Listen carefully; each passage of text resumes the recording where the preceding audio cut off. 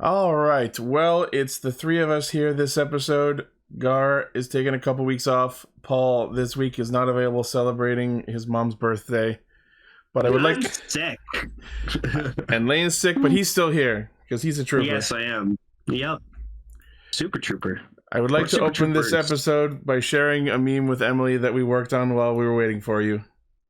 Oh my gosh, I'm curious as to what it is.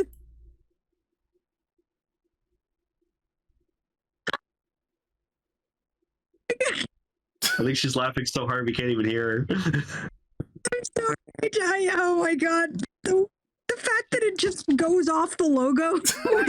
Chef Boyard Debowski. Boyard Debowski. Boyard Debowski.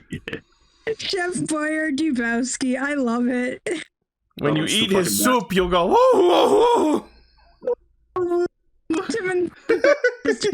Yeah, the Discord has been trying to do their own versions too. I love the face you used on that one, though. I also going off the logo. All right. Okay. Boyard Debowski. Time to cue the roll call. Yeah. Oh.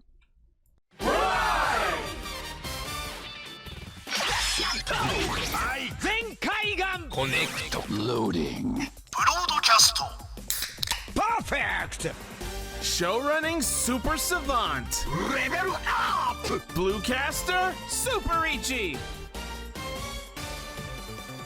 Loud and online. Greycaster Rovolane. A spark of courage, the power of dreams. Orange Caster, Global Soft Perka. Casting, criticism, comedy, chaos. Radio Sentai Castranger! Welcome to Radio Sentai Castranger, episode 439. Is it episode Mime Jr.? Nice. Oh, that's cool. Agaha and Rita. Oh, because they're both butterflies. I get it. That's cute. What's going on, everybody? I'm sick. I've been sick for the past few days, and I feel bad that I had to take time off work, but it's okay. I'm on the mend. I'm getting better, and hopefully by Monday I should be fine. Take care of yourself. That's all. Oh, I've been doing my best. I've been playing the new Fortnite season, Wilds, out now. I've been glued hard to Zelda Tears of the Kingdom most of the week. Yeah, you guys don't know what I've been doing. I've been watching Clone Eye. That show I sort of watched on TV when I was a teenager, but I didn't get it. I need to catch up. I didn't know the new season was out. I watched it's gonna be Liza's birthday Sunday. Yeah, there are 6 episodes now, actually. Sorry? 6 episodes, okay. 6 episodes out now. Okay. All right, well, I guess I'm doing that this weekend. First 3, but not the 3 that come after. All right, well, if you happen to be tuning in for the first time, thank you for joining us. We are a bunch of Toronto Tokusatsu enthusiasts who get together every week to talk about Kamen Rider, Super Sentai, and a third thing. Oh yes, there is a Tokusatsu suit in the upcoming Spider-Man 2 game, which is cool, but I'm more excited about those blue Assassin's Creed looking suits that are in there. Yeah, holy shit. I hope they're not going to, and I'm kind of sad that they probably won't, but I hope they bring back all the previous costumes from the first game for Peter. Speaking of Spider-Man, I saw Across the Spider-Verse last weekend, and I'm not going to spoil anything, but holy fuck! Yeah, I'm seeing it this Sunday. I can't wait. Why? Because it was made by the same people. I can't get the movie out of my head. I keep thinking about the thing at the end. I love that, like, they announced that the third one's going to be, like, the final one, because they're like, we're tired. Oh, so you know there's another one. Okay. Yeah, Beyond the Spider-Verse. Yeah, they announced it, like, years ago. I forgot about that, but yeah, the way the second one ends, leading to the next one, my brain is in fucking shambles about it. So can we just say I believe in Lord and Miller's supremacy, because they did both Clone High and Across and the Spider-Verse movies. Oh, nice. And Cloudy with a Chance of Meatballs and 21 Jump Street. Wow. So basically they're they're like a duo of, and Mitchell's versus the Machines, which I still haven't seen. I apologize. But yeah, they've made an impact on a lot of people, brought together a lot of talent, and made a bunch of amazing characters shine. So you guys are probably not listening to this, but Lord and Miller, you guys are flipping awesome, and we love your work. Oh. Nice. All right. Well, our topics for discussion this week are Kamen Rider Geats episode 38, King-Ohger episode 14, Woo! and our feature topic is the Kamen Rider PunkJack special. Yeah! Did you watch this one, Emily? No, I didn't. Life. Oh, You watched the PunkJack special! Aww. it's not very punk. Yeah, I'm not very pumped. I mean, none of us are. Had to do it for win. Win's the best. Yeah, it's how you win. That's okay. All right, but before we get into that, we have some news stories to talk about, and there are some fucking doozies on the smorgasbord this week. Let's talk about the first one. Yeah, we all knew we had to get right into this first. This came out Disney's fucking doing a nowhere. fucking Kamen Rider belt of some sort. Imagination belt. Yesterday, you guys, I got a notification from Facebook Messenger, and I went on there and I saw you guys had tagged me in something, and that always makes me like excited and that you'd think of me, thinking, what is this? And it's a freaking Disney driver, and the things are keys, the gimmick items are keys. It looks like the Disney vault. And I was on voice chat with somebody else, with Spectre. Shout out to Spectre, who is amazing. Just like streaming. No, we were playing Monster Hunter, and I basically could not function. I just broke down. You were on stream with someone? Yes, I was. Oh, you gotta send me that clip. Yeah. No, it wasn't. It was not recorded. We were just playing together. Okay. Streamed over Discord. Yeah, over Discord. And Okay. I know this is so stupid, but I was like basically crying because it's just like, it's called the imagination. Well, if you guys don't know, Emily is like the biggest fucking Disney fan that we know. Yeah. Like, holy shit. And also anything to do with transforming heroes, whether it be magical girls or Tokusatsu, and seeing that get combined and having it be an official item, not just something I made up, because I used to make this stuff up all the time. And I have entire transformation devices and form changes and stuff for a bunch of Disney themed transforming heroes when I was like... Well, once again, it seems like the companies who make the things we watch have stolen our ideas. No, I don't think so. I think this is better design than anything I could have thought of. And the best part about this too is they're releasing this on Premium Bandai. Yeah, This is an actual thing you can purchase. So let's get into what this is. So it's called the Disney Imagination Belt. It was announced from Bandai Japan at the International Tokyo Toy Show. It is to commemorate Disney's 100th anniversary. We don't yet know the price or release date, but it will be Premium Bandai web exclusive. And what's cool about it is, so it's not just the Disney Vault as a belt, it's got a key slot, and there are not just one, but several different keys that go with it. I cannot wait to hear the sounds from this, and I really, really hope, because they wouldn't make this without it being some kind of promo for something, right? I really hope that there's an I fucking hope that Kingdom Hearts 4 comes out and Sora fucking wields this goddamn Could you thing. imagine if this was the replacement for the drive forms and the form gimmicks that Sora uses? If this was the Kingdom Hearts 4 version? It's like, think about it, wasn't it like in the trailer he's like in Shibuya or something like that? Yeah. Yeah, so he probably ends up in actual Japan, probably would meet some like Toku fanatic scientist or some shit, and he's like, hey, I designed this belt based around your fucking kingdom key, your keyblade. Wait a minute. Disney powers. Goku fanatic scientist, so he just meets George? You know what? Yes! This is if George works for Disney and decides to make a fucking Kamen Rider belt. Oh my god. It works too well. Oh, like, That's what Sora's been missing. He's been missing his own set of fucking armor, like the Terra. Oh my god! You cannot believe how hard I would freak out if Sora got his own Keyblade armor. He deserves it. With He's this belt, he can do it. Ah! I want it so bad. Give Riku, give Kairi their own set. Like, come on. Okay, so I genuinely don't think this has anything to do with Kingdom Hearts at all. It probably realistically does not, because I think if it did, they would go hard with branding. This is just There's a Disney Wars 100-year key. celebration.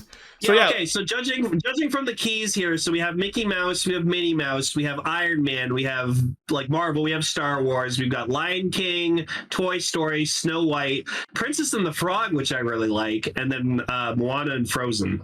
The only one out of those I could barely even come close to recognizing was Woody's hat on the second one. I can't tell from the silhouettes, so this poster having what I assume are spoiling the forms is good. It's neat to see Lion King. It's very weird to not see Stitch, considering he's ridiculously popular in Japan.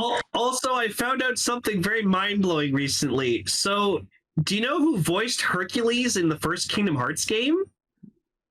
Fucking Sean Astin, Samwise Gamgee. Oh. And I listened to like Hercules talking, and I was like, no, that's him. Holy shit. So fucking Samwise was Hercules, and then fucking Lance Bass from NSYNC was Sephiroth. So weird. That's always the weird one. So weird. So yes, this is happening, and it's very awesome, and I can't wait to see more. It's so bad. I cannot wait to see what the sounds for this thing are. People on Twitter are already coming up with their own versions, I saw. Yeah, somebody already made a picture of Sora wielding this belt, and I'm like, yes. Forms for it. I saw this amazing Sorcerer Mickey one. I think someone actually posted it in the chat. Yeah, there it is. Oh, fuck. Oh, yeah. All right, so not only is this happening, but remember back when Disney released their own Megazord? They have a mech too. Well, they're doing it again. Yeah, this is like the final form mech. This is it's like a redone like super form of King Robo, Mickey, and Friends, the Disney 100 Years of Wonder version. Christ, it's so pretty. I know. I'm genuinely in love with it too. I hope it gets some kind of short or promo thing. And there's art of the various Disney characters in like basically ranger suits. Yeah, they're in like it's gonna be almost Sentai suits. Fucking dollars. The fucking Megazord's got this like time scepter weapon. That's awesome. There's a big clock theme going on, I guess, because the a shield. Yeah. There's a shield too with the Mickey emblem. Oh, that's so cool. And then there's shots of the individual Zords. Oh, one of them's like a little biplane. That's adorable. Wow, that's so cool. That's so badass. Oh, that's so good. Love it. Fucking love it. Oh, if you look at the individual Zords, look at their eyes, you can see them piloting it inside. Oh, That's awesome. That's cute. So cool. But wow, that's 1, 2, 3, 4, 5, 6 Zords plus the accessories that attach to it. Disney in Japan just must work really closely with Toei and Bandai. I wish they would capitalize on this more. I wanted like this version the same way Looney Tunes did Lunatics Unleashed, but with some more effort put into it. That would be so cool, but we don't even have a Kingdom Hearts anime, and it's been so long. Yeah. I love the Mickey Zord. The emblem on its chest reminds me of Magiranger. Yeah. Okay, so released to commemorate Disney's 100th anniversary, this is an upgraded version of the original King Robo, Mickey, and Friends. Now sports a clock motif and special coloring to commemorate the anniversary. The lore reason on the new design is that a mysterious timer was installed that indicates 100, and it becomes huge again. Each mecha component, piloted by Mickey and Friends, is equipped with the power to warp to the past. Oh, they should make a show out of this. It would be so cool. There's the original one, yeah. It would be so cool. Yeah, they could be something like where they all get separated through time and they have to like reassemble. Yeah, there's lore. Like Mickey teams up with like Steamboat Mickey. Yeah, they have to like solve time paradoxes in each era of Disney cartoons. That'd be cool. The Epic Mickey games were cool. Like I never played them myself, but they always were a cool concept. I've seen reviews; they seem all right. So let's see. This item costs 39,600 yen, so that's over $400. Releasing in December, just in time for Christmas. I bet you, if you go to like Disney World in Japan, like these are here and on display somewhere. It might be. I don't know. Yeah. Tokyo Disneyland. That's so cool. Oh, I love the awesome. shoulders on the combined form. Yeah. I like Doll and fucking Daisy with the arms. That's sick. And like the wing motif and the clocks in them. It's so good. All right. Definitely high quality. Yeah. Buzz Lightyear mech. Jesus Christ. All right. Moving on to some other news. We got images of the upcoming Kamen Rider Geats IX and also at the same time Boost Mark III gimmick figure. So this is a cool way to get it in to like process how these forms actually shift into each other. As we see in the episode, there's like a tiny little Geats fox spirit, which kind of reminds me of the spirits from Digimon Frontier. Like, I have to admit, even though this is just a gimmick figure, it still looks good. It's really good. There's one image showing how you can swap out the helmet and make like Mary 9 or Letter 9. I'll give you a look at like the first photo of like everything like that like it comes with. It just looks like the top one's just going, "Hug me, brother." No, it's like, I have ascended. I am a jar. Yep. Yeah, so this is super interesting. It's for the Revolve Change figure set. The video they did to promote it also showed off like Shiro 9. I'm like, yeah, that's what everyone wants. Yeah, that's so weird. Like, what the fuck? Yeah, because he's also white. Yes. Maybe he's the final villain of the show. Oh god. So Premium Bandai web exclusive 5940 yen October release. That's a long way to wait for considering the final form just debuted. I mean, I just get the figure then eventually. Yeah, probably. Oh, that's gonna be ornate with all the capes. Yeah. All right. Next on the news docket, as a promotion for the upcoming Kamen Rider Geats the movie, they have announced that returning for the movie will be not only PunkJack, but Kalo and Lopo. The old man and the female athlete. And for some reason wins in a cowboy costume. Okay. Honestly, he kind of looks like fucking Star Ninja right there. A little bit, yeah. Kind of looks like him. It's kind of creepy. Just as he's like on stage, it's getting exciting now. Yeah, the riders of the TGP. It's getting exciting now. The Desire Grand Prix. So yeah, that movie's coming out July 28th. Neat. I'm excited to see what the movie form for Geats is going to be, and the villain rider for the Geats movie is going to be. I'm excited for the King-Ohger movie, even though it's only going to be a half hour. Yeah, because like Seeker was cool. Yeah. So the Geats movie villain has to be even cooler. Oh yeah. All right, next. Yes. So this is cool. They're basically re-releasing the 01 driver, but apparently this is a high-spec version. Oh, okay. It comes with the Progrise key holder that attaches to the side. And then it's got like the belt on it is like one of those ones that actually like clips together. It's not like the old DX one. Okay. It basically gives it a CSM feel. There's more color applied to the belt joint, band, clip, and Progrise holder, and you can adjust the size of the belt bands for about 75 centimeters to 100 around the waist. So it's made for not just small children. I've been sort of wanting to get a 01 driver again because I miss mine. Oh yeah. Sorry, this is not the driver. It's just the belt. It is the belt and the Progrise key holder. It's not the actual driver. Damn. That sucks. It's still fucking $80. Jesus. Look at the way they show this image. It makes it look like it comes with a driver. Fucking. Yeah. That's sad. Oh, but they have an arrow pointing towards it, so it's like, this is what you could do with it. Yeah. So if you already have the 01 driver and you are not a small Japanese child, this might be a worthwhile purchase. Yeah, I love that everyone's just in the giant text. It's like, it's just a bell. I saw, you can stop yelling. Yeah, so this is Premium Bandai web exclusive, 7,700 yen December release. Cool. Awesome. All right. Next on the news docket, the announcement from Kamen Rider Black Sun, the CSM Century King Moon driver. So this is the new Shadow Moon belt.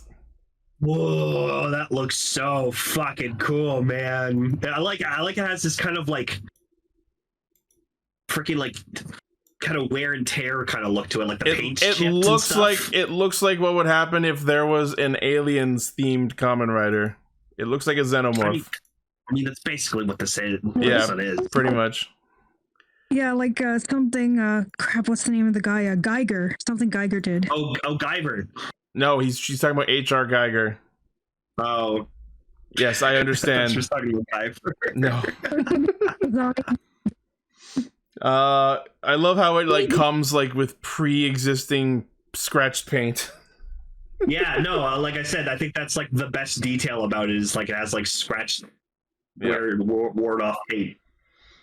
So this has full automation in it, which means the parts on the belt move on their own once you start the transformation. It detects the transformation pose movements, activating the transformation feature thanks to its built-in motors and lights.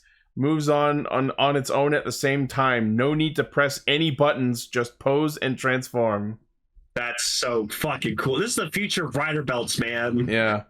Various sound effects, transformation sounds, sword pulling sound, attack sounds.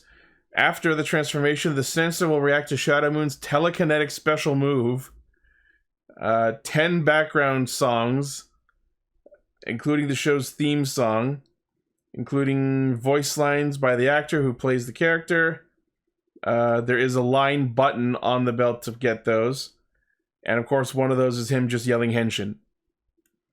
Yeah, of course. Premium Bandai web exclusive, 44,000 yen. That's probably over $450. Releasing in November. Well, it's probably after like everything, it's probably going to be like close to 600. Yeah.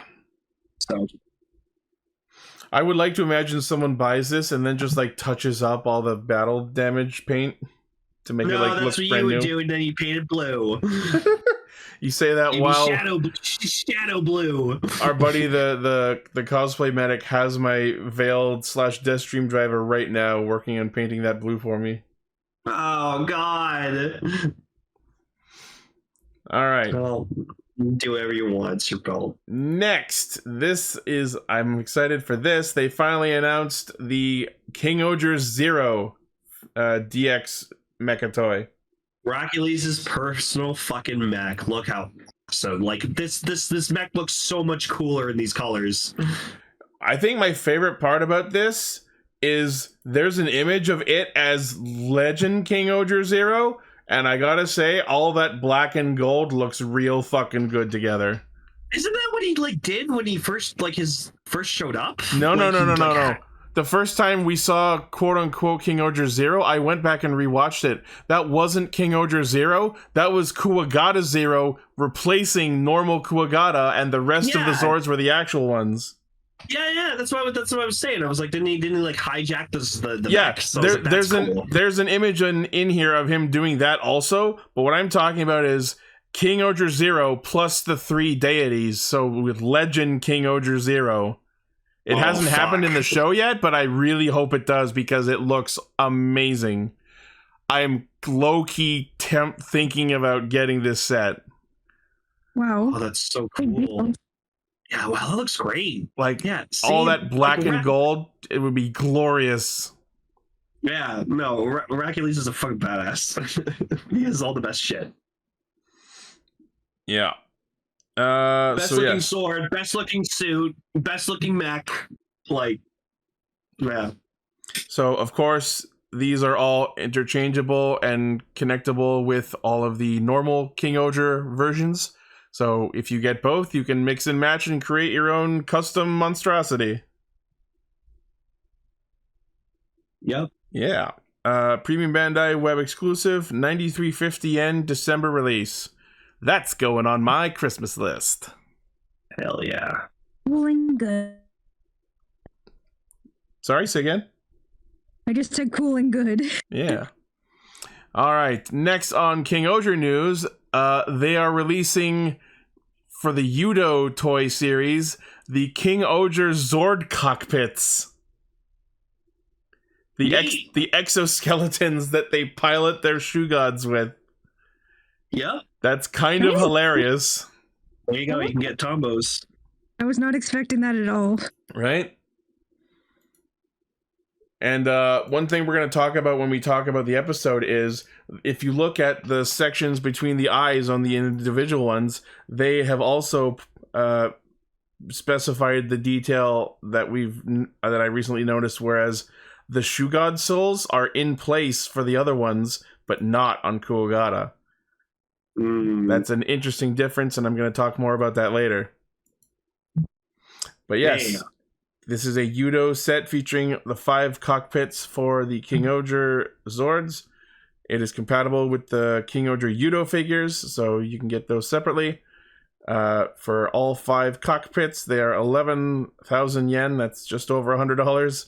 Releasing in October. All right.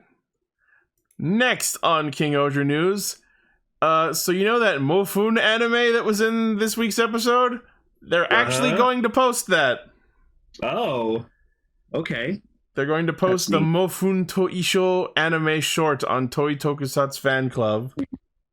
I mean, they made the whole thing, so why not post it? Right? And according to this article, I was correct. That is, in fact, Hochu Otsuka voicing Mofun, so Deneb from Deno. Oh, that's awesome. And then Panpy, who I assume is the child, is voiced by Nobuaki Kanemitsu, who was in the Thomas and Friends Japanese dub. Okay. The anime is written by King-Ohger's head writer Minato Takano, who also wrote the show's theme song Mofun no Uta, which is performed by Hitomi Yoshida, who did the theme to Lupin Paro. Huh. Oh my god, so much Mofun. The anime is animated by Side Ranch Inc., who worked on various Rider anime projects such as the 01 Everyone's Daily Life shorts. Oh, those things. I remember that. I thought that animation style looked familiar. So yeah, if you're a fan of Mofun, you're going to get to watch the whole episode, I guess. Neat. Next, also from Soul of Chogokin, they're having a busy week. The Zutei Daizujin set, which is to say the Mighty Morphin Megazord and Dragon Zord. So this is cool. And I love this because not only are they all very detailed individually, you can make the Megazord, you can also make what the Mighty Morphin refer to as Dragon Zord Fighting Mode, aka Goryuzin, or the Mega Dragon Zord, aka Zutei Daizujin. Oh, I can even do tank mode. That's sick. I love tank mode. Mofun is voiced by Deneb. Sieg is voicing Kamejim, the villain general. Close though. Okay. Yes, so once combined, this figure stands 260 millimeters tall. You got the sword, which is apparently called Godhorn. That's a rad sword name, but in Mighty Morphin, it's just the power sword. It's die cast. That's why these look gorgeous, especially the like golden parts on the Dragon Zord. So good. Yeah. Comes with the Dragon Antlar for the weapon in fighting mode. And I was looking at these images and I noticed a difference, and I don't know why. In one image of like Dragon Zord fighting mode, I'm just going to keep calling it, the bottom part is taller and there's only 3 sections on the tail spear. But then in the next image, the handle on the bottom is shorter and there's 5 sections. And I have no idea why there's a difference. I'm weird. I noticed minute details like that sometimes. Oh, weird. But not only that, you can do the Megazord in tank mode, if you so desire. It's pretty cool.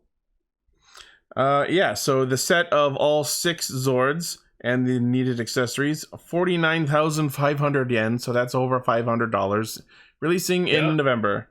But I gotta say, like, if you don't have any of the 100 of previous releases of these Zords, this looks like a good set to get. Yeah. If I had shelf space, I'd be high-key considering these. All right, and our last news story is also Power Rangers related, but the first piece of merchandise for upcoming Power Rangers Cosmic Fury revealed, the Cosmic Morpher. Yeah, it's not great. It like the design of it is cool. I like everything about it, but the toy version just looks awful. If you look at the actual like in-show prop, the prop looks great. But why am I getting Star Trek vibes from it? Oh, God, I kind of see what you're talking about, but I don't know why. it kind of looks like a phaser mixed with a tricorder. That's like I couldn't settle on what it reminded me of exactly. It's both. I mean, it's better than the fucking Silver Samurais, or fuck, I can't believe they did that for the Gold Rangers fucking Morpher and Samurai. It's so stupid. I completely forgot about that. Yeah. Yeah, so sound effects, lights, as you might expect. We don't yet have pricing or release dates for the toy of it, but that is a thing that is happening should you so desire it. I sure don't. And yeah, there's the biggest failing. It's got a fucking orb in it, but it's not a Q-Tama. Yeah, see, like, the show prop looks great, but we're not going to get that awesome fucking wrist piece. We're just going to get, like, a strap that you put around your wrist. The thing is, if they made a hard plastic wrist piece like that, it would restrict who would be able to wear it. So that's what I feel is the choice made there. I always say, though, it needs to be accuracy is very important. Yeah. That's why, like me, I'm the continuity guy. Like, if I don't get continuity in the content that I love, and like it doesn't stay like the same, oh, it pisses me off. Understandable. Especially in Star Wars. When they're not doing continuity in Star Wars, that upsets me immensely. Yeah. Anyways. Well, anyway, that is the news. All right. Let us get into. Sorry. I just said that was the news. It sure was. There was a lot of good shit this week. Geats time. Yeah. Entry. Ready, fight. Wow, what a fucking powerful final form debut. Terrifying, actually. I gotta say, the little amount of Geats Mark III, that like Boost Mark III that we got, I loved it. I want more, and it's so fucking sad that we'll never see it ever again. Probably not. I loved that, like, and just like, could someone, Decker, or someone could you put up a picture of like Geats Boost Mark III for me? I just want to like take like a good picture of it. It does kind of take a little bit of wind out of the sails that like we get this new like super powerful berserk form, and then it's overwritten immediately the next episode.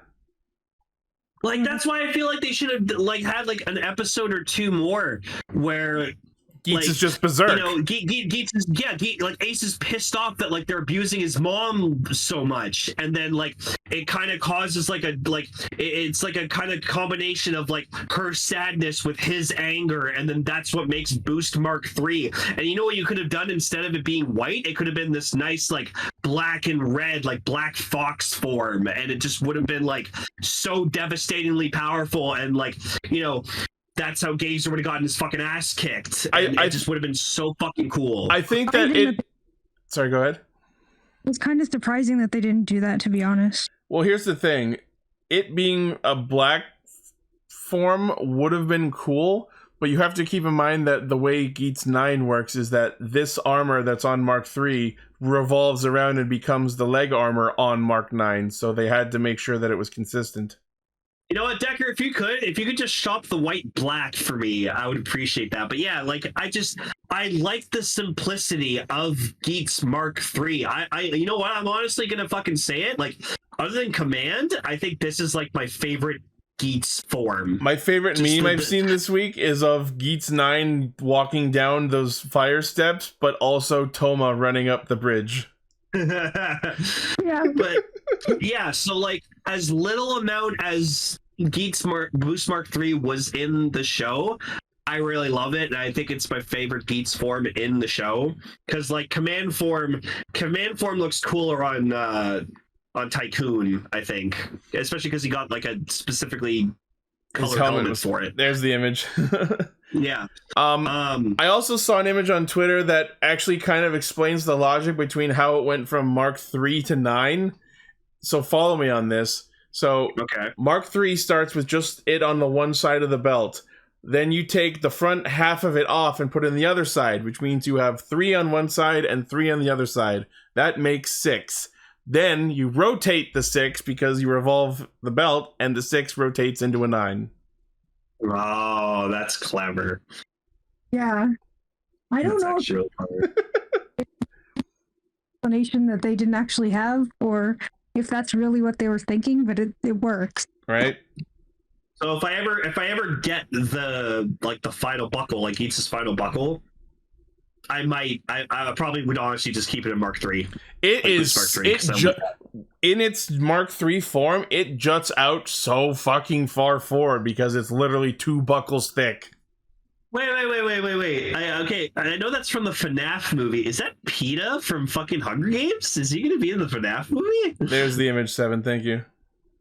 Oh yeah, you can see it because there's like the 3 and then 6 and then revolves and then there's the 9. No, that's super fucking clever. Holy shit. Yep. Right, I did. Oh, that's awesome. That he's playing Michael? Like Mike Afton or whatever? That's cool. That is cool. So yeah. I'm thinking William Afton. A nice touch this episode didn't have an opening, but we'll get into how the payoff for that later. It was important. It was an important plot episode, so we're not going to have. Oh right, Mike Schmidt. But yeah, we're not going to. It's an important plot episode, so we can't have time. We don't have time for the opening. Yeah. But then they just need to have it at the end during one of the coolest fights that has ever existed. We'll get to that. That's a whole other conversation. I like that Michi's still keeping track of the riders by crossing off Nago and Hakubi off of his drawing board. Yes.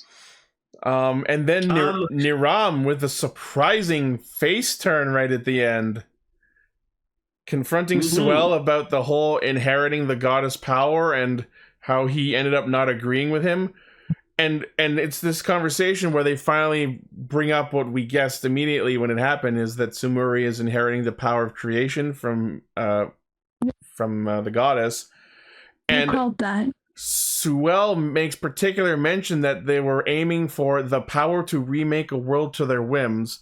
But my immediate follow-up to that is, wait, you guys are this society from the future where you freely design everything about your own existence. Why do you need this additional power to remake the world when you, from what we've been told, already do that?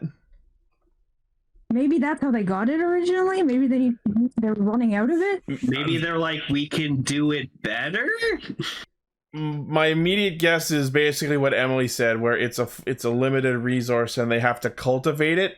And I think that's probably been the secret reason for the DGP all along.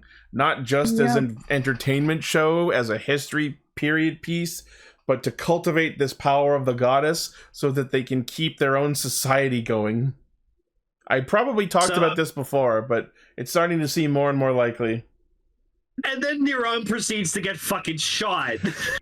Yeah, this whole show with all this magic and time travel and transformation belts and monsters and then someone just pulls a fucking gun and shoots Niram. Fucking gun, his assistant, and she's like, "Well, I got your job now, bitch." Your gun. Oh my god. I love she just literally shot him and then just threw it in his face that like, oh, I'm taking your job now, and I'm just like, you bitch.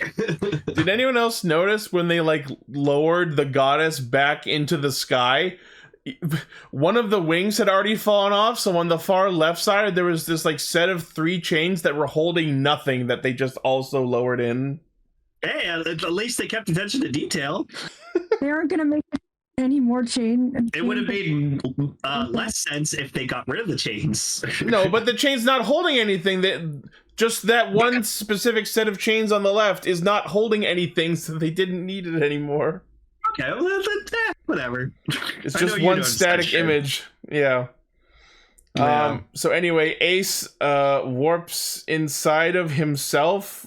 Like, he's basically speaking to like his inner demon. Yeah, he speaks. And I'm like, I thought we were done with Revice and inner demons and shit, but Ace confronts this like fox spirit within him. And he's got a really cool, like, he's got like a simple, like, traditional, like, kitsune mask, but like one of the eyes is like glowing this cool red, and like I fucking loved that. I was starting to get flashbacks to Ninja. It reminded me of QAmon. Oh yeah, and then I like that we find out that it was like played by Ace's actor, and I was like, that makes sense. I guessed that right away. Of course, if it's within himself, of course the other character is just him. Oh, that's super cool. He's like, so what are you gonna do about it, bitch? You're gonna destroy the world, or you're gonna create it? And he's like, I'm going to destroy it in order to make something better, and then he's just, oh, okay.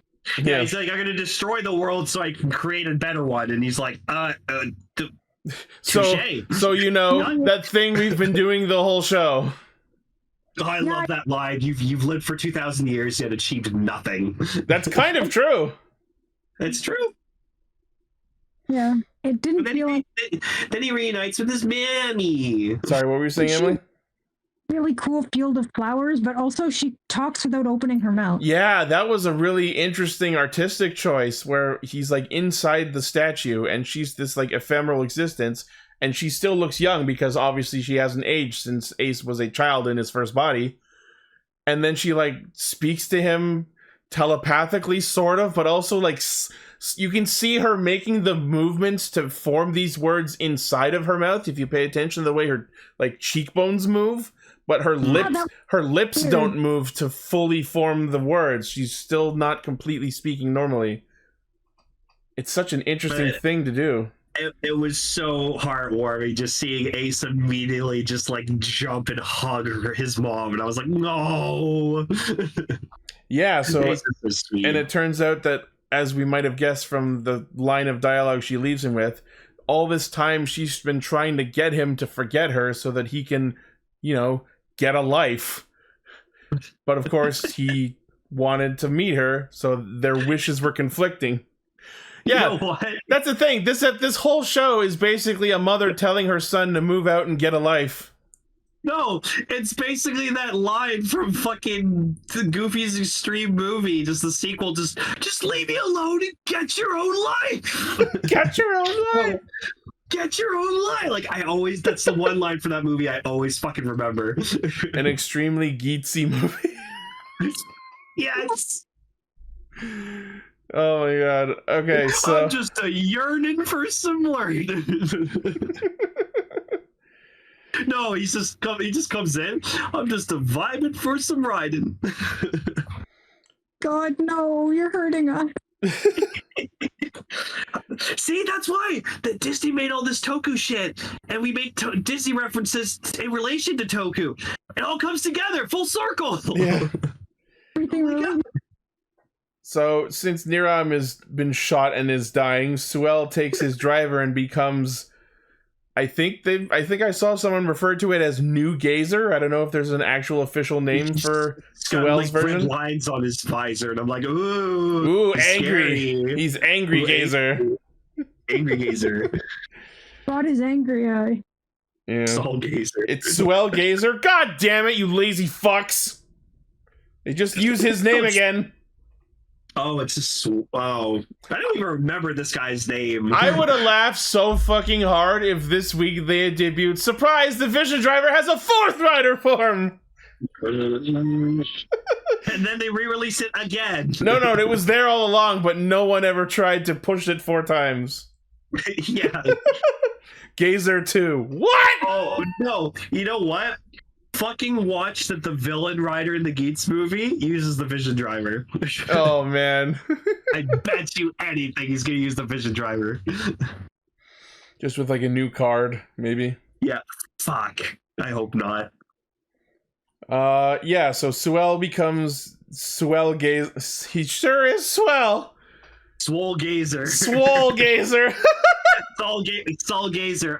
With the DGP and such. Sol Gazerman. Yeah, I'm calling him Sol Gazer from Sol now on. Gazer. And he begins the grand end, and like, man, is this dude extra.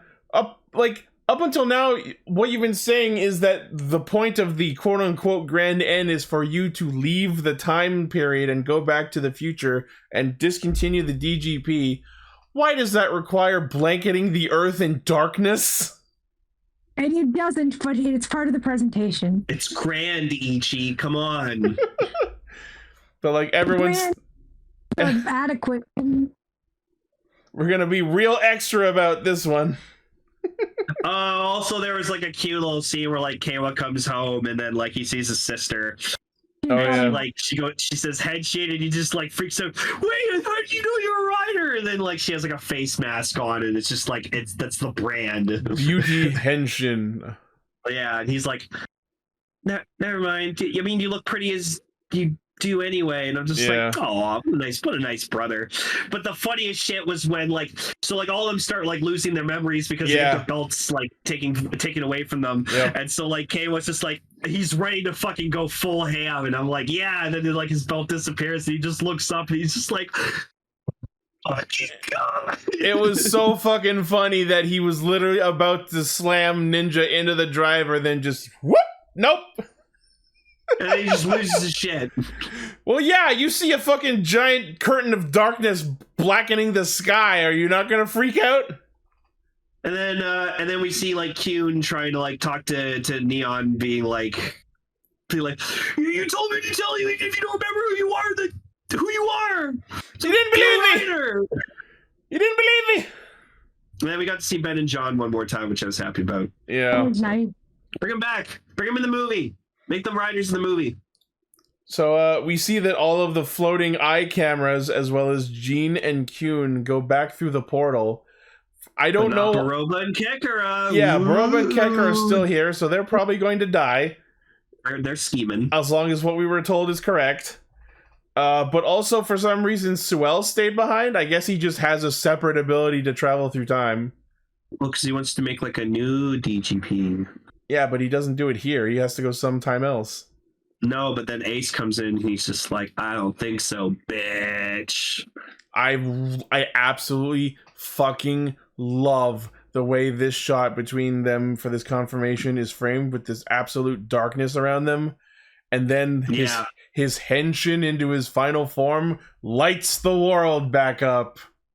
Oh, it was cool. And basically he gets what's basically the equivalent to like the world editor. Yeah. Someone just gives him the admin like abilities for world editor, and he's like, cool. This world is now my Sims. Yeah. It's so cool. He's jumping out, he's destroying buildings, and then bong, they're back to normal. He shoves him into the fucking ground and like keeps him in there.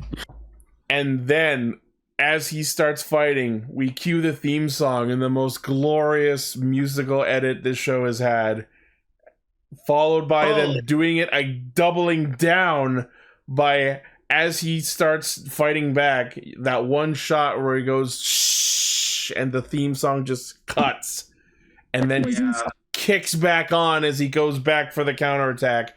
Oh, that was masterful. That gave me goosebumps. Also, I really like the fucking like Geats IX boost logo.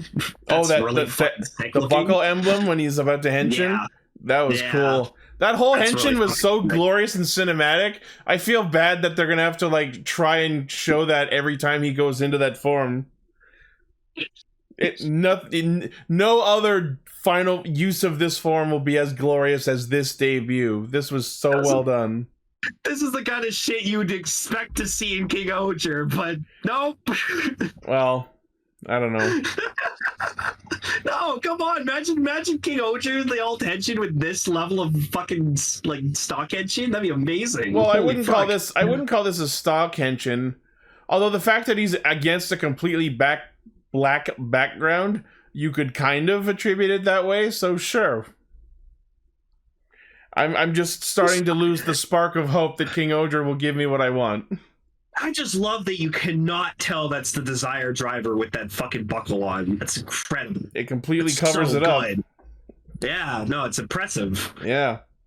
And yeah, that shot of him like telekinetically walking down the stairs towards Gazer was really good as well. Oh yeah. And then like as he's breaking buildings and shit, that one bit where he breaks the floor, puts Gazer into it, and then fixes the floor so that he's trapped there. Fucking genius. Yeah, And then just wails on him. It reminded me of Infinity War when like Thanos just like fucking shoves the Hulkbuster into like a bunch of rocks and then just like fuses the rocks back together to like keep him trapped. Yep. That was awesome. So even though this is a final form and debut-ness and all that, and Geats just absolutely gives him the fucking business, Suel lives and gets away. Yeah. And I just like, I don't care for this guy. He says he'll be watching, and I'm like, why? Why do you care? You're leaving. I feel like Baroba and Kekra are going to be the final villain. They're the only ones left. This has the complete same energy that we did after we did the tower thing with in Build. This feels like this was supposed to be the end of the show, but we got here too quick, so now they have to scramble and come up with another thing, another plot for the last 12 episodes. Remember, did we make a joke saying like, oh, watch Kekra be the final villain? Watch the frog statue be the fucking endgame villain? No, my joke / prediction was that Jean would be the final villain. But no, and that's what I'm thinking now. I think what you thought was going to happen to Jean is going to happen to Kekra, because remember, he wants to see like the perfect fucking Kamen Rider. Like he wants KO to be like the perfect Kamen Rider. Kekra is kind of doing what I thought Jean would do and take his desire to see character arcs and improvement and just take it too far and twist it into this harmful desire that fucks people around. Yeah. Yeah, so it looks like now we're entering what I'm in my own head referring to as the 4th chapter of Geats, because now this is a whole new thing where Geats is the sole rider. The Jamato are apparently back. Weird. How did that happen? I don't know. Never left. No, well, I mean, Archie's dead, but I guess his kids that were pining for him are still around. Yeah, no, the Jamato were never fully destroyed. And then we're getting this new guy. I don't know if he's like a new game master or something, but everyone's been popping off about him. I thought that was what's his face. He just has his mask off now. What, Suel? I think that's Suel. No. Suel was played by the guy who voiced Kirito in Sword Art Online. This guy is played by someone who apparently played a live-action version of Sasuke from Naruto. So for him to come here and oppose Geats, the Kitsune rider, everyone on Twitter has been laughing their asses off about that. That's kind of funny. That's fucking stupid. Why do you have this fucking guy show up and like we don't know anything about him? He's just here to drive the plot, and then you just get rid of him. And then you replace it with a whole brand new character. We just made a whole big deal this whole last chapter about how the DGP is leaving the time period, so what is this guy here to do? I think they're going through villains way too quickly in this show. Like let's see, we've had the Jamato, we've had Gagori or whatever, we've had Baroba, we've had like Swole, and now this guy. We've had too many villains. And the thing is, like, none of them are really enough of a villain on their own. Yeah. But like now I'm really curious what the hell the plot of the last few episodes are going to be, because like Ace saw his mom, he's completed his objective. All that's left really is for Kawa to get what he wants and revive everybody, I guess. And we all know Oh, sorry. Like Go ahead. no, it feels like that was like the conclusion, the climax. Like it should be the falling action now, and I don't know. But now exactly. we have 12 episodes of that. It's still 12 episodes. Yeah. Well, we don't know if it's going to be to 50, but we'll see. Well, in the area of, you know what I mean? Yeah. But we all know Neon's gonna fucking end up going to the future with Kyun, so because like Kyun's her true love, always has been. I don't know. I mean, that seems like the ending she should head towards, but like, I don't know if they want to try and salvage. Like, it doesn't matter if you're fake; you can live a normal human life anyways, because your fans of Neon TV still love you. No, I feel like Toei's not that clever. they will do the Kyun, I love you. I'm gonna go to the future with you. And then in the Rider crossover for Gotchard and Geats, so they're just show up in the future and be like, "Hey, I'm here for the future." I would be a little disappointed if they did, because that's tantamount to basically gently shuffling the female character off screen. You know what I mean? It's a little. I just right now I don't think we'll ever have a better female rider better than Sakura. Like Sakura was like super good. It was just well written, awesome, held her own. Because I actually think Aguilera was written better than Sakura. I mean, Aguilera was cool, but I like Sakura more. Anyway, so basically, yes, we've finished what I consider the third chapter of Geats. The first chapter being all the different rounds of the DGP, the second being the Jamato Grand Prix, the Desire Royale being the third chapter, and now we are in the fourth chapter. Yeah, Geats has gone from being Jesus Christ to just plain God. Well, actually, he's just ascended to God, to godhood. But like, now that Geats has the power of creation, why can he not just snap his fingers and give everyone what they want? What's really stopping him? And is it the Jamato still being there? That doesn't even make sense. Oh boy, we have 5 Jamato grunts left. Snap, they're dead. Humanity saved. Maybe he just doesn't know the level of his powers yet. He just doesn't know what he's capable of. I love Decker in our chat. He went from Jesus Christ to Jesus fucking Christ. There you go. That's good. Thank you, Decker. Yeah. Any other thoughts before we move on? Anyways, I like Mark III, and I'm sad we'll never ever see it again. Probably not. No. Oh well. Emily? I just that. You know what? I just realized something. Oh, That's how like Geats' forms have worked. He has like a simpler version of his form, like. And then he gets an improved version, like a version that improves it. So, like, he had Magnum, and then he had Magnum Fever. Someone laid it all out. If you don't count any of the armed buckles, or any of the times he used someone else's buckle, man has 17 forms. There's the chart. Shit. Holy shit. Yeah. Like, he has, like, Boost Mark II, but, like, you know, that's, blah, blah, blah, blah, blah. Like, it drains them, but then you combine it and make fucking Boost, whatever the fuck it was called. Laser Boost. Yeah, Laser Boost. It improves it. And then Geats Boost Mark III turns into Geats IX. Improves it. But yeah. That's all Ace's forms. They're improvements of previous forms. Let's fucking lay this out. So, just Geats' own forms. Entry form, Magnum form, chest version, Magnum form, leg version, Boost form, chest version, Boost form, leg version, Magnum Boost, Boost Magnum, Fever Boost, Fever Magnum, Raising form, Command form, Cannon Jet, Command form, Jet Cannon, Boost form Mark II, Boost form Mark II Beast Mode, Laser Boost, Boost Mark III, and Boost Mark IX. Christ. 17 forms!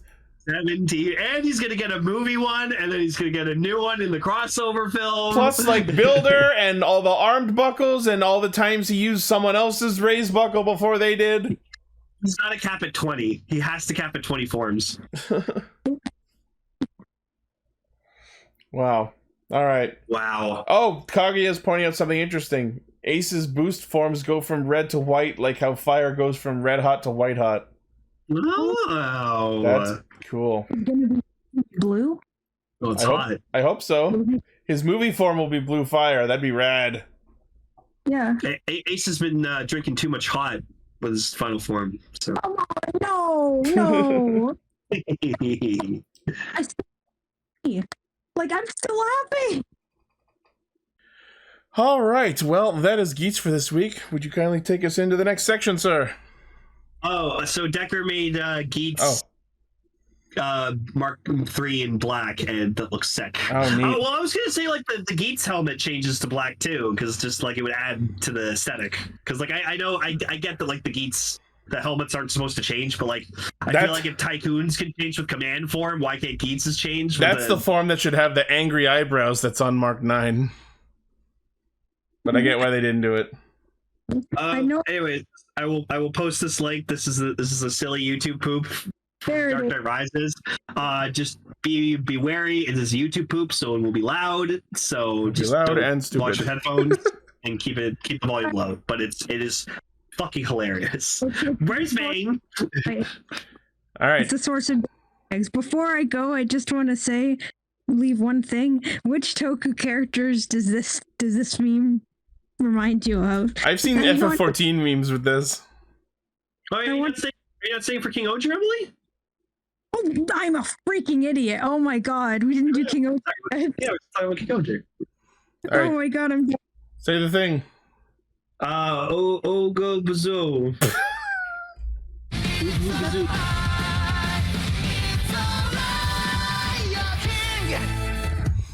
Wow, I love this episode. This is a good Himeno episode, I gotta say. She's so angry. Well, yeah, she thought she found the man who killed her parents. Yeah. That's why you guys were talking about Batman. And then turns out he was just napping. Okay, so like Jeramie is a moron because he's still on his fucking koi shtick, or it's like, did you kill my parents? Oh, you should read between the lines. And then the episode, it ended up being, it turns out that I was the one who did not read between the lines. Yeah, I know, like exactly, like okay, you're gonna die if you're not careful here this time. Like the whole time, like she's like asking if he did, and he's not giving her a straight answer. I'm like, it's a simple yes or no, Jeramie. Did you commit regicide or not? Like, did I kill your parents? You'll have to read between the lines. Ooh. I'm like, bro.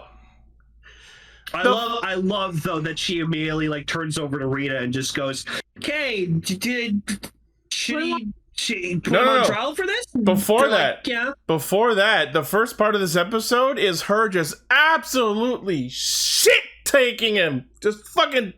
We had one single ranger defeat a 6th ranger with less than 5 episodes since his debut. This is absolutely unheard of. That's how mad she got. Because, she was pissed off with righteous fury. It was watching her fight was awesome. This whole episode, like, Jan was still my boy, but holy fuck, Himeno. Yeah, no, Queen's Wrath. She just shit kicked him, and it wasn't even close. I really like Jeramie, but in this whole episode, he was giving me secondhand, like, no, dude, please just... No, bro, that's cringe.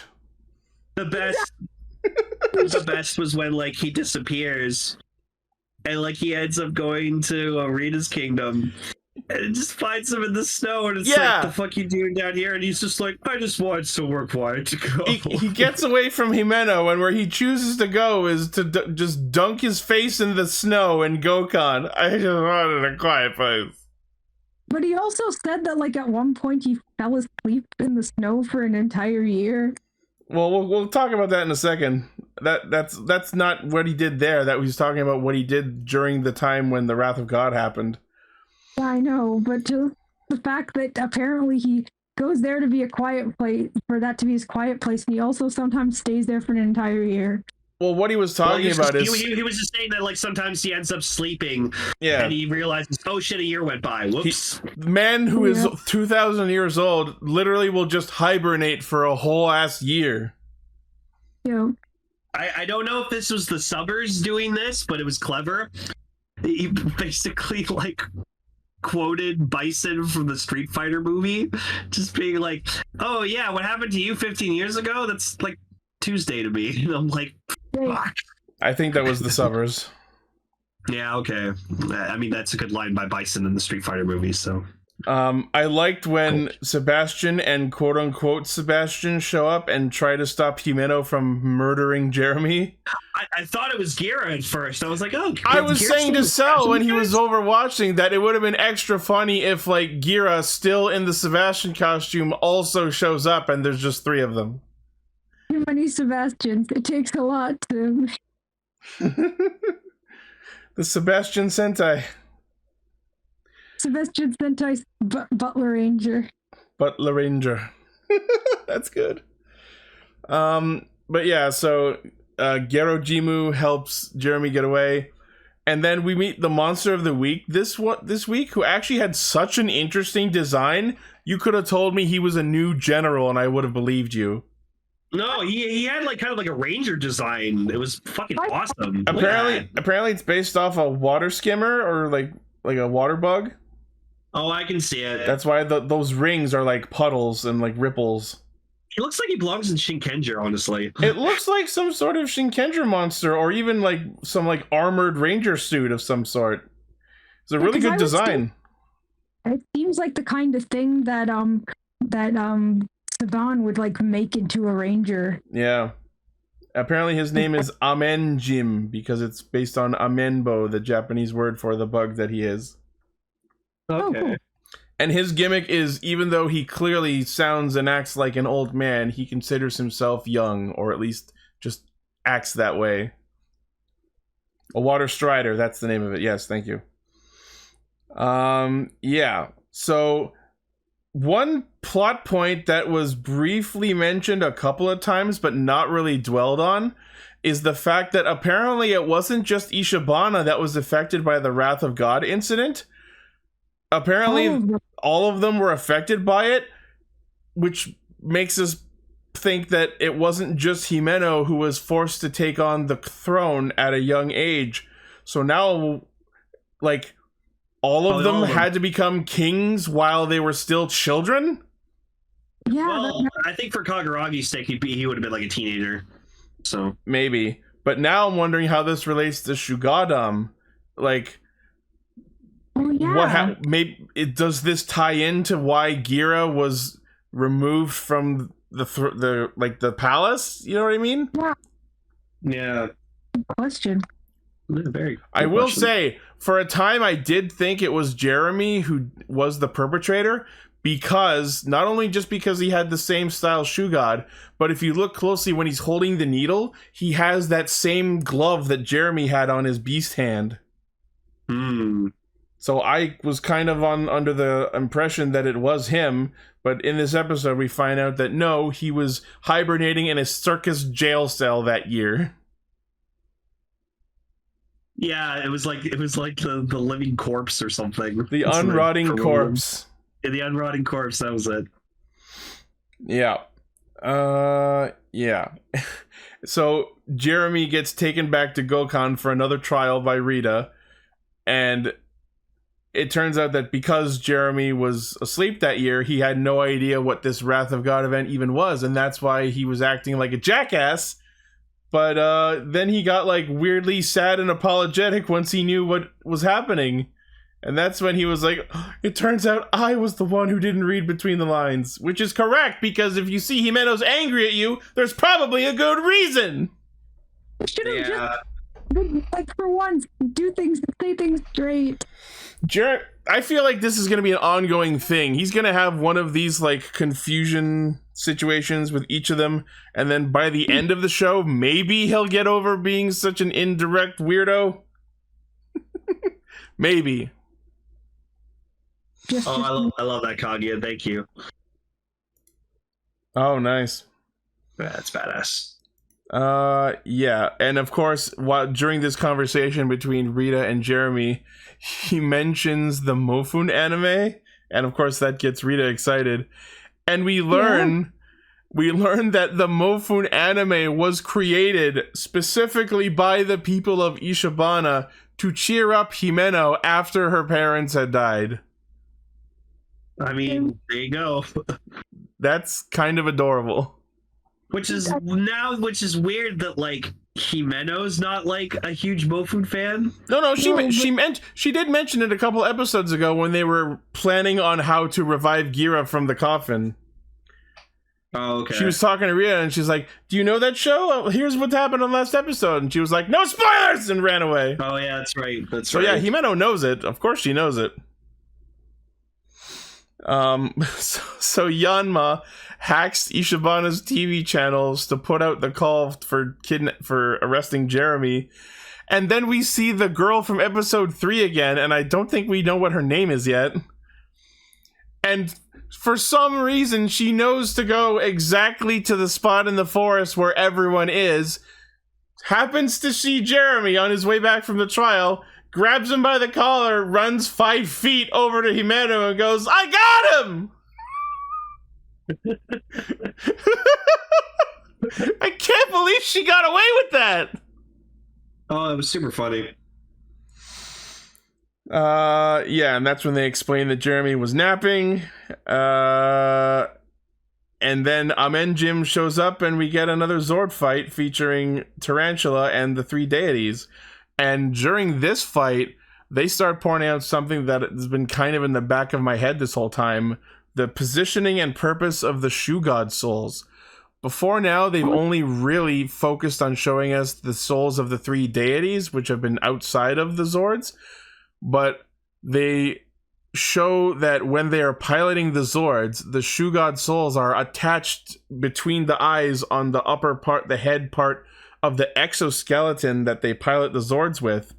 And so once I realized that and was conscious of it, I went back to look at footage of them piloting their own Shoe Gods. Everyone else has their Shoe God soul in that spot except for Kuwagata. Oh yeah. Thing. So the theory that I'm operating under is I think the Shoe God soul is inside Gira, and I think that's why he has the ability to communicate with the Shoe Gods. That makes 100% fucking sense. Makes a lot of sense. If that is not it, I will be genuinely surprised. Why the soul is inside him is anybody's guess at this point. It could be related to why Gira was removed from the palace. It probably is. But based on the information I've got so far, this is what I've pieced together. Yeah. No, it sounds good. Very solid. Yeah. Good theory. Thank you. So then Himeno goes up to the little girl and she's like, "Oh, what's your wish?" And she's like, "Oh, I don't really have one. I just want you to keep this kingdom beautiful." And she's like, "Okay, I'll protect this country and keep it beautiful." Yeah. Also, just real quick, the fight with Amen Jim between Tarantula was so cool. Him like dashing out along the water, and then Tarantula just blasts him and then slashes him to finish him. Gira called him Tarantino, and all I could think about was Dunkachino. Tarantuno. And then like Himeno was just like, he's like, "Oh, you're controlling them," and he's like, "No, they're his friends." Blah, blah, blah. Yeah, that was interesting. So like Himeno earlier in the episode, Himeno orders Gira to look for the deities, and he refuses because he's like, "They look like they're friends, so I want them to stay together," and that's adorable. And then when the Zord fight happens, they try to pilot the deities, but they can't because Jeramie is stopping them, because we have to keep in mind that Jeramie's purpose as a character is to try to stop the battle between humans and Bugnarok. But then one word from Himeno and Jeramie goes, "Okay, forget what I said, let's kill him." Good. Weird. Good to know Jeramie is not only flippant, indirect, but also inconsistent. Yeah, he's an interesting Sixth Ranger for sure. He wears it well. He wears them all well, in my opinion. Maybe I'm just being too lax towards him because I like him, but you're free to like him as much as you want, but he's starting to lose me. He needs to have his character arc soon. Right now we're in the section of the show where he's having his episode with each of the Rangers. Last week was his episode with Yanma. Before that was the one with Gira in the coffin. This week was the Himeno one, and it looks like next week will be his episode with Kaguragi, where we are also meeting his sister Suzune, who we got to see for the first time this week. It's not his twin brother. Damn! Would have been so funny. Missed opportunity. Maybe, what? Maybe like he'll tell them about his sister or something like that, and then Gira will just like imagine. It's like, I was imagining like he would look like you, and then we just see him. If it's like an imagined thing, Gira imagines Suzune as if it was played by the twin brother. Ooh. That seems like something they do. That would be like the best thing in this show. Period. Nothing would top it. Oh man, that would be so good. Fucking do it, please. And also in the preview for next episode, it looks like Racules and Death Narok are going to have some sort of conversation. Are we finally going to reveal that they've been working together all along, like we theorized? Oh, probably. Just more Racules, please. It was Racules all along. Racules, please. And then we also will get the debut of Tarantula Knight, which looks dope. Yeah. Regardless. There's the edit I did. So good. So fucking good. They need to do it. Yeah. All right. Any other closing thoughts for King-Ohger? This show just still continues to fucking be on point and amazing. Still no stock henshin, but I will say the henshins they did with Himeno and Jeramie at the early part of this episode were framed in such a way that I could maybe throw something together with them, but I'm not going to do that because I got a second copyright strike from the Kuwagata one, so I'm not doing that shit anymore. Oh. I'm sorry. Yeah. Well, like I said, at least we now know they've seen it, so... Yep. All right, well, before we move on to our feature topic, I assume Emily will be dipping out. I will, but thank you very much for everything. Yeah. Always, Emily. Take care, guys. Watch the new Clone High. I will. Okay, bye. Take care. All right, bye-bye. All right, and back to Geats. Woo.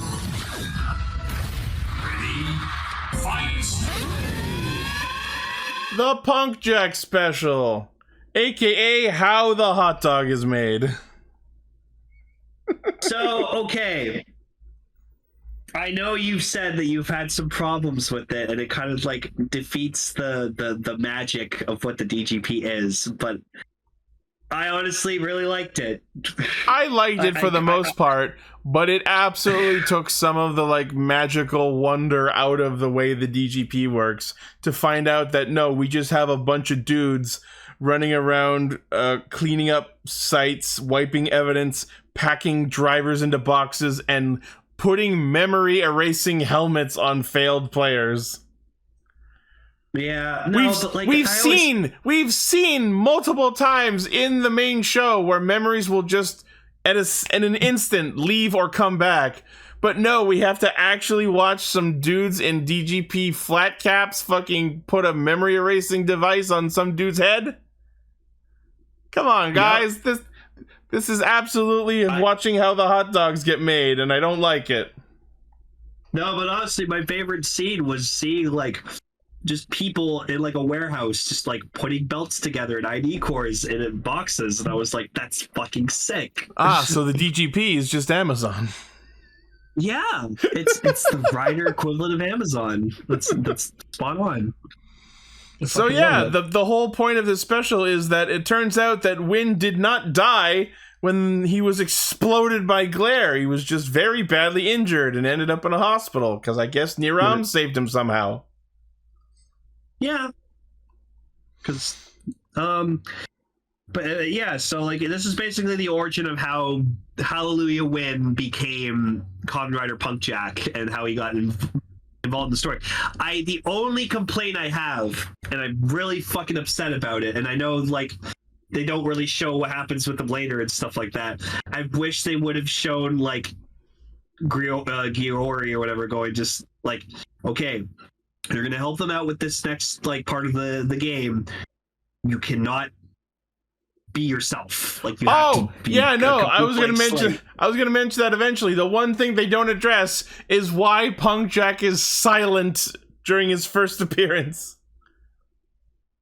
That's the one that they just ended with. All right, your next mission is to kill Ukyo Ace. All right, but they don't address the segment of the DGP where he was there and silent. I think it was just they didn't have an idea for his character yet, and then like they saw how much everyone loved him, and they're like, okay, here's the character we got for him. So it's just a case of we're gonna ignore that part.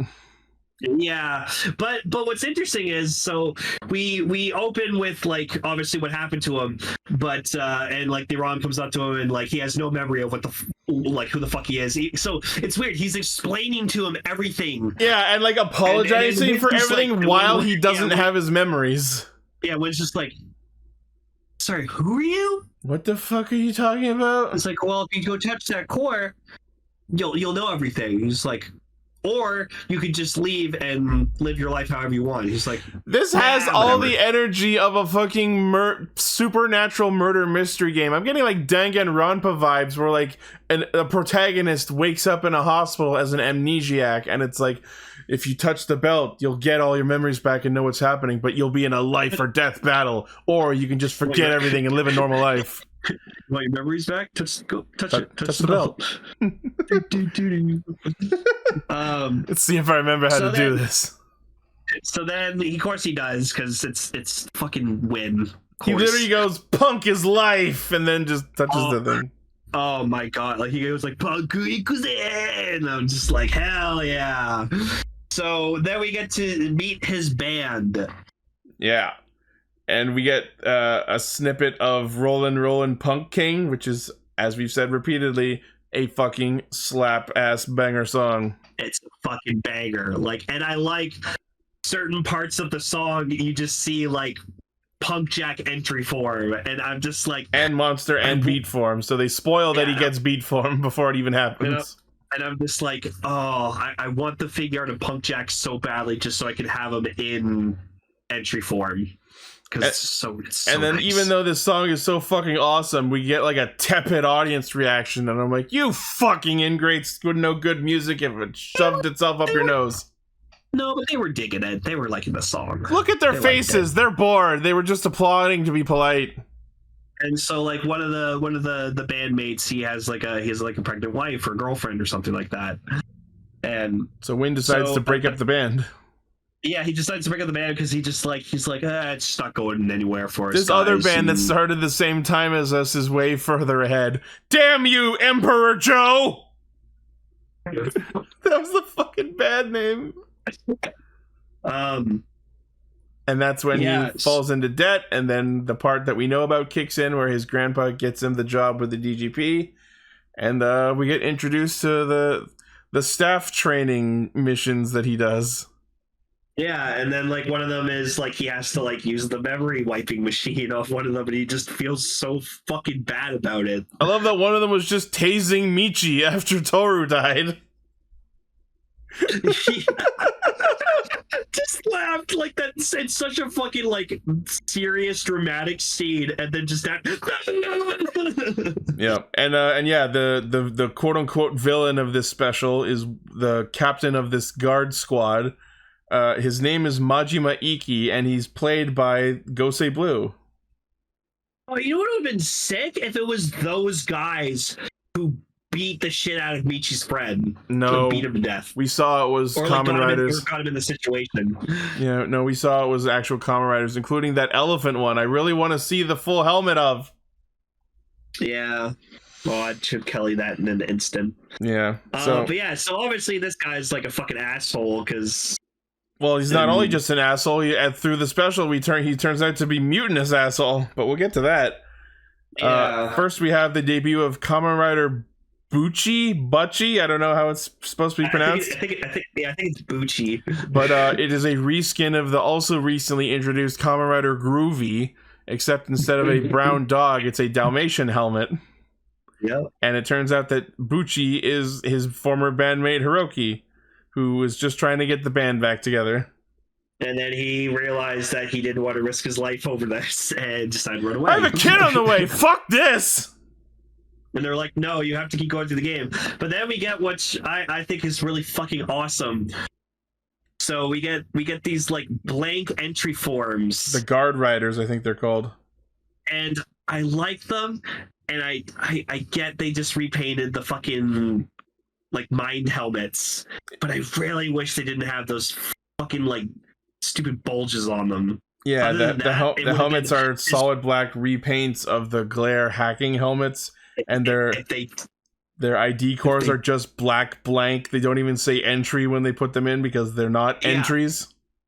And it's just like, I'm pulling a U with this, Ichi. This would be my #1 favorite fucking suit in Geats if they didn't have that stupid bulge on their fucking head. Understandable. Other than that, I fucking love this suit. I love this design. I love the blank fucking... I'm pretty sure in the second ID core set that they're coming out with, you can get a black core. So... I think. I don't think. No. I would have remembered that. It wouldn't be hard. It wouldn't be hard to get a black core. Anyways, you can just get a black blank one off of Etsy or whatever. I mean, I could just take my Geats, my Gracier core, and take out the sticker, and bam. But it won't be accurate because it still says entry when you put it in the belt. Yeah, maybe you could. Maybe you could ask the Etsy creator to make one that like is molded in such a way where it doesn't trigger the sound in the belt when you put it in. Oh, but it still does like the sound. It just doesn't say entry. I don't know if that's even coded into the belt. So, well, anyways, these suits are fucking cool. Yeah. So we find out a little bit more about the way that this desire, ideal, wish energy works in terms of taking it from the losers and fueling it to the goddess. In this special, they refer to it as a spark or gira gira, which is the onomatopoeia for spark. And apparently the way this whole thing works is their spark, their desire, their ideal is saved in their ID core. So when the rider is retired, the spark is taken from them, which is why they no longer have that ideal. And then that energy is fueled into the creation goddess for them to use to grant the wishes of the winner. So... Yeah, that's interesting. So we then come to the plot of this flashback where Ichi, with a bunch of ID cores that he smuggled out of the factory, I guess, is assembling these other guards and tries to get Win in on it, that he's trying to rise up with a mutiny. They don't want to be just flunkies for Girori. They want to get their ideals. And apparently his big master plan was literally just to walk up to Girori, hand him the box, and demand that he do it. And I love his wish on his desire card is a world where I rule. So this dumb motherfucker thought he was going to walk up to Girori, and Girori would just willingly make him ruler of the planet. No, buddy. I'm sorry. Didn't really think this one out, buddy. Oh, also what was really sad was like Win goes to visit his friend and like he's like, oh, I realized like you were so passionate about the band. I want to bring the band like to success. And he's like, oh no, I don't care about that shit anymore. Yeah, because he withdrew from the DGP, they took his desire from him. And then he like he makes like a realization where he's just like, are you happier not knowing you were like wanting to continue the band, or you're happier not like that's that's actually an interesting like moral debate, because I don't think there's a very clear answer. He could be happy either way. He could be happy one of the two ways, but they don't really answer it any further. Would Ginpen be happy knowing his sons died or not knowing his sons died? Yeah, that's the thing. Like, we never really went back and addressed Ginpen. Like, well, here's the thing though. He died. He wasn't retired. So he was straight up dead, and it's not a case where he went back and no longer had the desire for his son to be alive. He was just straight up dead. Yeah, but it's still fucked up to think, like, if he retired, he would not... Like, his wife would be like, don't you want to cure our son? He's a lost cause. Yeah. We'll get a new son. We'll make a better one. We'll get an older, fatter, balder son. We'll make a newer, less sick son. Yeah, we'll adopt. We'll adopt. That's all baby face. Yeah. So Girori looks over when he's like, okay, I need you to kick these guys' asses for me here. You're going to be a rider. And he's like, okay.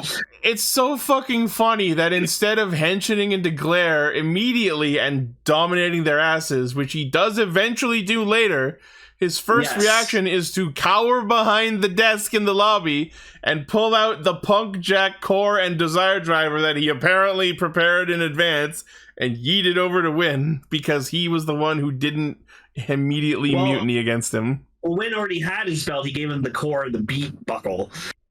But the funniest shit was he like henshins into PunkJack, and then like the main guy, the main like asshole guard is just like, you fucking traitor, and he's like, what? No, you're the traitor. You're the traitor, asshole.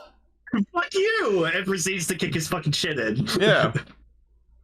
And then later, like, they try to confront him again, like, Griori again, and he turns into fucking Glare, and he just goes, okay, well, if you guys aren't going to listen to me, I'll make you fucking listen and then to he me. just hacks them. It just hacks them, and I'm just like... You could have done that the whole time! Like, I didn't give a shit about Glare too much, but this was probably the most badass thing he did. Man knows how to quell a mutiny. He really does. Just, okay, I'll make you listen to me. Yeah. So now I'm thinking one of those guys was probably like two of the minion riders that he like had like when they were doing like the Fox and Hound. I wanted to think that, but as we've seen from the recently announced core set, those two Hound riders actually did have rider cores. They weren't guard riders. No, but that's what I'm saying. He gave them rider cores and then just like to give them like a bit more power, and then just like maybe. It's possible. Like we know they can fashion cores for people at any time they want. So. Yeah, I won't say it's impossible. It's definitely a possible theory. Yeah. So then and then when just he's like, okay, you're gonna help me take Geats down. He's like, okay. And as we said before, they just don't address that one time he was there completely quiet. And he slapped Mary, and it was funny. I love finding out that was fucking ad-libbed. Just the suit actor ad-libbed. Yeah. Yep. But so that was the PunkJack special. We cut back from the flashback to the hospital bed, and Win steps up to fight, but no longer the pawn of the DGP. He fights for what he wants to fight for. Yeah, and he just goes, Punk Ikuze! Yeah. And I was like, hell yeah. So yeah, that was the PunkJack special. I enjoyed it. I thought it was really good. I'm glad we got more Hallelujah Win because he is a fucking amazing character. I enjoyed it for the most part, but as I said, taking a little bit of the magic out of the backside of the DGP was a little disheartening. I would love to see him and Laser team up in like a Tyson film. Yeah. That'd be fucking sick. Just have PunkJack ride on Laser. Just like with like Monster Beat or something. The crossover of the two stupid goofballs who died and came back, sort of. Yeah, that's basically it. Like, PunkJack is the Laser of this fucking series. Yeah, we talked about this before, where this is just how Yuya Takahashi operates. He did it with Laser, he did it with Jin, and he did it with PunkJack. He did do it with Jin. Holy fuck. Yeah, Jin was cool, though. But yes, very cool. Enjoyed it. Hope to see more PunkJack. We need more of these.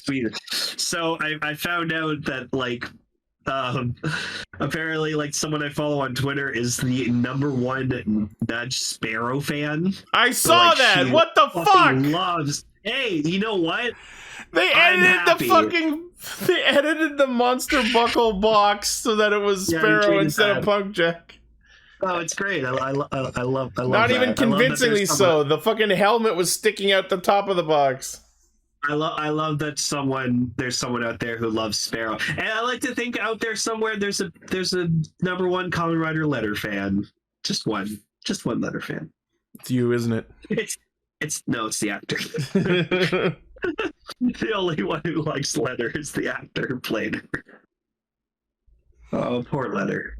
All right. Well, that is Castranger. Thanks for informing me who to block. Don't do that. That's me. No, she's a very sweet person. I've talked to her before. She's very nice. She knows my buddy Reggie. So. All right. Well, before we close everything off, I want to thank our currently active patrons. Of course, that includes our good buddy Blaze, Mr. Armorhide, Sentai VT, and Mike Harper. Thank you for helping fund what we do. Thank you for loving us. Yeah. Jikai Radio Sentai Castranger.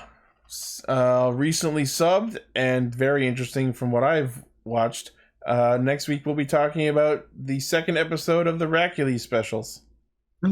Yes. More Racules, please. Hell yeah. Hell yeah.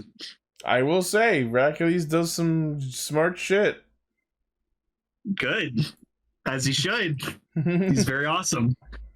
I will never not shut up about how awesome he is, because he's awesome. Yeah. Well, not awesome enough for his ranger to get added to the opening. Do we see him be Okuagata Oger in this? No, but we see King-Ohger Zero. Okay, that's fine. All right. Well, thank you everyone for listening, watching, liking, favoriting, sharing, subscribing, hitting the bell, and being awesome. As always. I promise you next week when I'm for next week's episode, I will be at full health. So.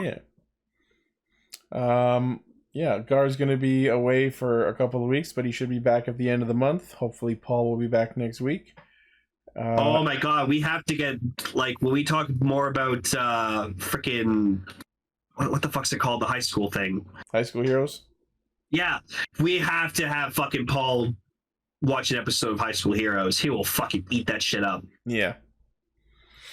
All right. Well, thank you all once again. As always, the primary source of our hijinks is castranger.podbean.com. From there, you can find our Facebook, Twitter, Patreon, Discord server, merch store, all of our cool shit. Yeah. And remember, stay PunkJack. Yes, punk is life, guys.